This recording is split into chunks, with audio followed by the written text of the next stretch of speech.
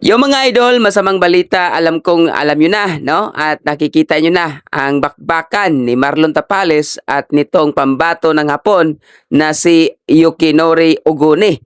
At masamang balita ito sa lahat ng mga Filipino boxing fans, although mayroon ding iba natutuwa. Pero para sa akin, bilang isa sa mga sulit talaga na sumusuporta sa lahat ng mga athletes at lalong-lalo na sa mga boxers sa ating bansa, ay sobrang nakakalungkot dahil ine-expect ng lahat o majority talaga nag-expect na ito ay isa lamang na tune-up fight ni Marlon Tapales dahil alam nating lahat na nasa top rankings itong si Marlon Tapales.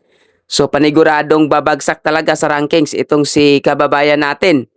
Mga kaibigan, marami ang mga nagsasabi na itong si Yukinori Oguni ay isang pipitsugi o kung sa baga magtataho na boksingero lamang. Mga kaibigan, nalungkot din ako kasi marami talaga o merong tao dyan na parang sinasabong lang talaga ang mga boxer natin, pinapaaway at parang winawalang hiya na lang talaga, no? Ginagamit for content or kung ano ba hindi natin maintindihan na para lang may masabing hindi maganda. Pero makikita natin yung impact talaga na sa mga boxer eh. Buti lang sana sa kanila kasi o kung sa kanila makapal na yung mukha eh. Hindi na nahiya.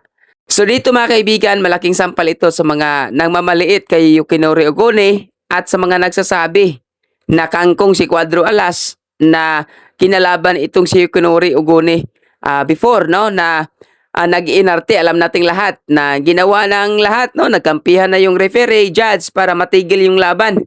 Pero alam naman nating lahat na itinigil yung laban kasi nakikita nila na hindi na kaya ni Yukinori Oguni at ginawa lang na reason yung maliit na sugat sa ulo. So mga kaibigan, suggestion ko lang no na mas maganda rin sana mailaban itong si Ngitomba at si Carlamis Martin. O, diba? Para malaman natin kung matibay ba o gaano katibay itong ating mga pambato. So abangan natin mga kaibigan, syempre wag natin kalimutan ang laban ni Cuadro Alas Casimero na reschedule lang po, hindi cancel, na postpone lang po, reschedule.